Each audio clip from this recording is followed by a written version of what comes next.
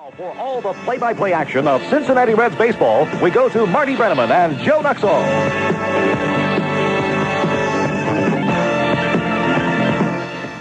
Good afternoon, everybody. From Riverfront Stadium in Cincinnati, we bid you welcome to Reds baseball. The Reds wrap up the 1980 baseball season this afternoon as they finish off this three-game series against Bobby Cox's Atlanta Braves.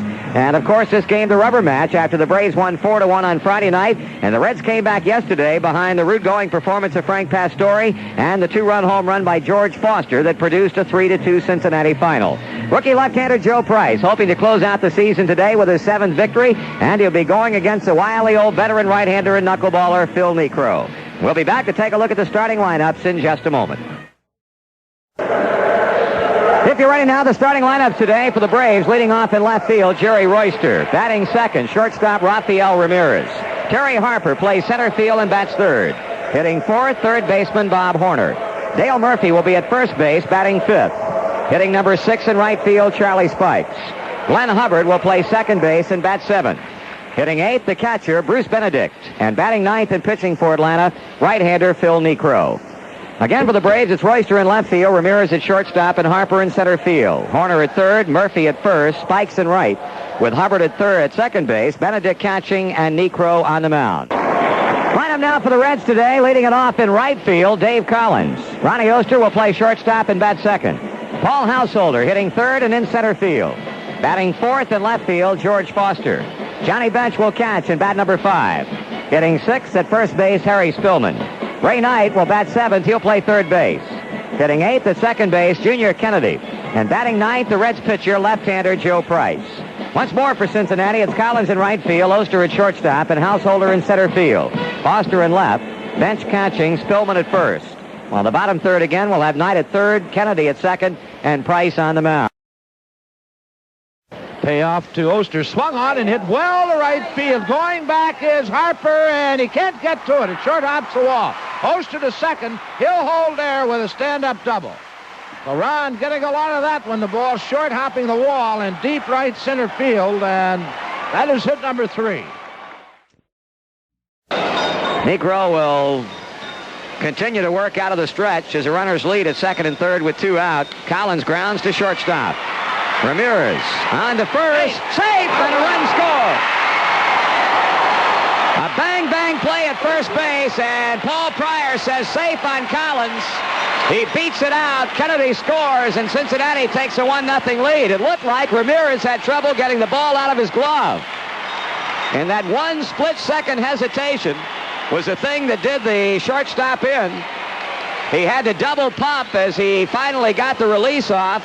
And Collins gets a safe call and a close play at first. Bobby Cox is out there to argue, but the infield hit has the Reds on the board and leading 1-0. The scoreboard flashing the word go as the crowd starts to chant. Niekro looks for the sign. There goes Collins. Pitch is taken. Throw down to second base. He's out. They nailed him. Bruce Benedict to Rafael Ramirez to get Collins on a close play at second base and turn aside his bid for a record-tying 80th stolen base. Well, the Reds lead at 1-0 as we move to the top half of the 9th inning. And on the mound for Cincinnati now, right-hander Tommy Hume. Hume making his 78th appearance of the season. He has won 9 and lost 10 with a .258 earned run average and has a chance in this, the final game of the year, to register his 25th save. Super 8 innings of 3-hit shutout baseball turned in by Joe Price. He struck out 4 and walked 2 and stands to be a winner if Hume can keep him off the boards here in the 9th. Right now, Ray Knight chatting with Tommy back behind the mound as Doug Baer picks up where Hume left off in the Cincinnati bullpen, and they continue to work for the Atlanta Braves, left-hander Bradford and right-hander Garber.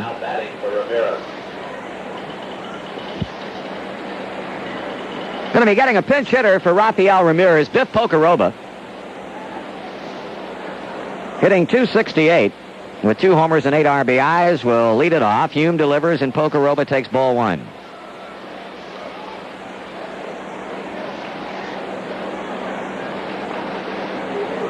Rays batting in the 9th inning, trailing by a run. Fastball over, call strike, 1-1.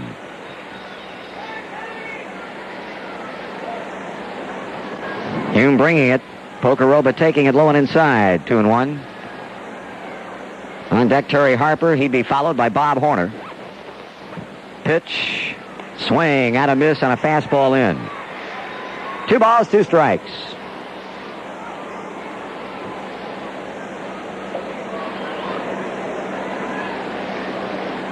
Nolan sending out the sign. Hume picks it up. Break-even pitch. Swung on and foul back.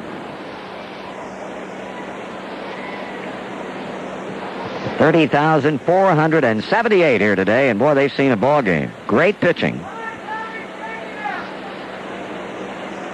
Hume again with a 2-2.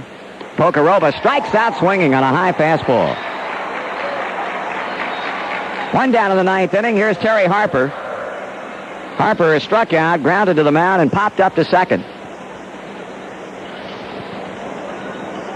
A couple of notes on 2 Reds pitchers. Bill Bonham will be resting his right shoulder until the 15th of this month, and then report to the Florida Instructional League to pitch for the Reds team this fall.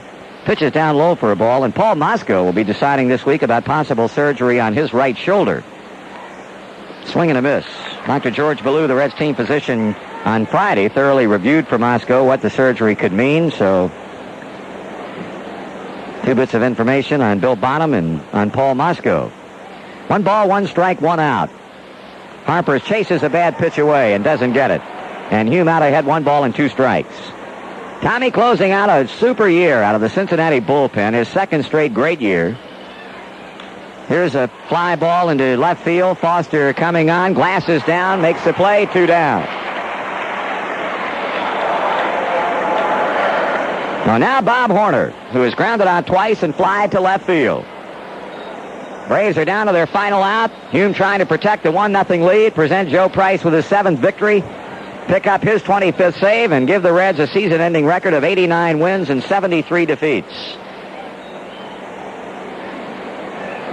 Here's Horner, and here's Hume. Missing away, ball 1.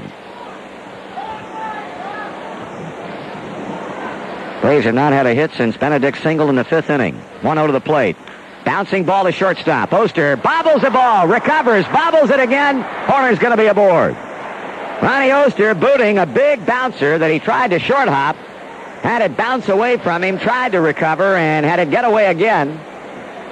That's going to be the first error of the game for Cincinnati and keeps the Braves alive as another one of the big guys steps to the plate, and Dale Murphy, and now Gary Matthews will come out of the Atlanta dugout and run for Horner at first base.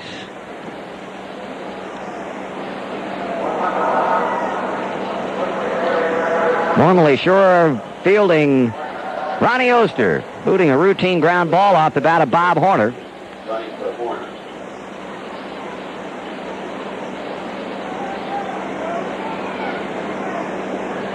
So it was Murphy at the plate in the 9th inning yesterday with a chance to do damage in a 1-run game, and Pastore struck him out. Now the pitch to him from Hume is outside, ball 1. Murphy 0 for 3, a fly out, a ground out. In the 7th inning, he struck out swinging. Matthews bounces off the bag, the pitch inside, 2 balls and no strikes. And we'll tell you, in the event that Murphy should get on, Chris Chambliss would pinch hit for Gary Cooper. 2-0 to the plate. Swing and a miss, and Murphy had a home run cut. The Reds scoring the only run of the game so far in the 8th inning on a 2-out infield single off the bat of Dave Collins, allowing Junior Kennedy to score. And we're 2 out in the 9th inning. Matthews running, pitch is swung on and missed, throw down to second. They did not get him. The ball gets away from Kennedy, rolls out into the outfield. Matthews moves on to third base.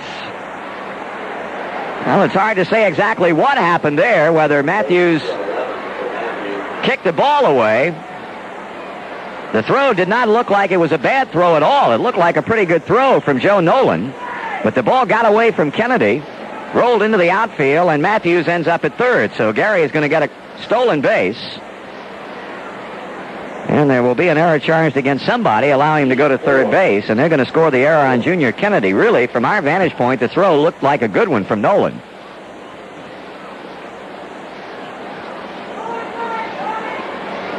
So now Matthews at third at a 2-2 count on Murphy, and he swings and just gets a piece of the ball to stay alive.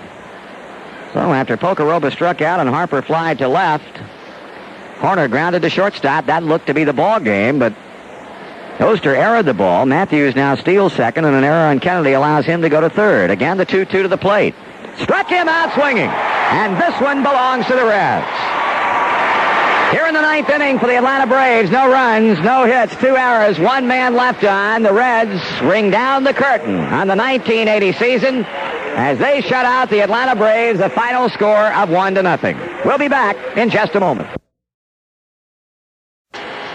Well, it was a classic pitching duel today on this final game of the 1980 season involving veteran Phil Niekro and rookie left-hander Joe Price, and it all came down to the 8th inning when the Reds scored the only run of the afternoon. With 2 down, Niekro walked Junior Kennedy. He then proceeded to walk the pinch hitter Kenny Griffey for Joe Price, and both advanced on a Niekro wild pitch. Dave Collins then had his 3rd straight base hit. This one a ground ball to shortstop. Ramirez appeared to have problems getting a grip on the ball as he took it out of his glove. His throw missed Collins by a half a step at first base, maybe even less than that, as Dave got the safe sign from umpire Paul Pryor. An infield hit for Collins. Kennedy came streaking home with the first, and as things turned out, the only run of the game. Now we go to the 9th inning with Tommy Hume on the mound. He struck out pinch hitter Pocoroba. He got Harper on a fly ball to left and then induced Bob Horner to ground to shortstop. But Ronnie Oster erred it.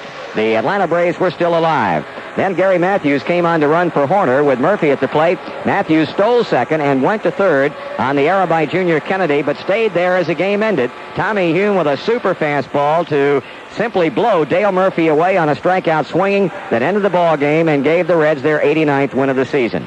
The Reds had a run on 5 hits, committed 2 errors, and stranded 2. The Braves had no runs, 3 hits, no errors, and 5 left. Price, pitching 8 innings of 3-hit shutout baseball, finishes the year at 7-3. Tommy Hume, with that 9th inning pitching performance, picks up his 25th save. And the loser, Niekro, 15-18 he finishes, and 5 of those 18 losses coming at the hands of the Cincinnati Reds.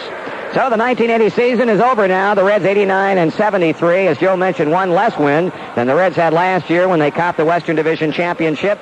And I'm sure that plans are already underway for the 1981 season. As we mentioned earlier, the next game for the Cincinnati Reds here at Riverfront will be coming up on Wednesday afternoon, April the 8th, when the Philadelphia Phillies will provide the opposition for the 1981 official National League opener.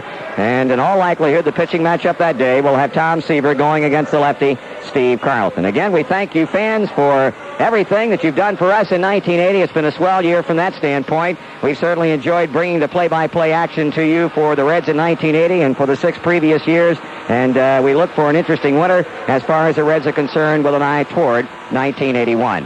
Again, the final score today in a game that took 1 hour and 52 minutes to play before a crowd of 30,478. The Reds won and the Braves nothing.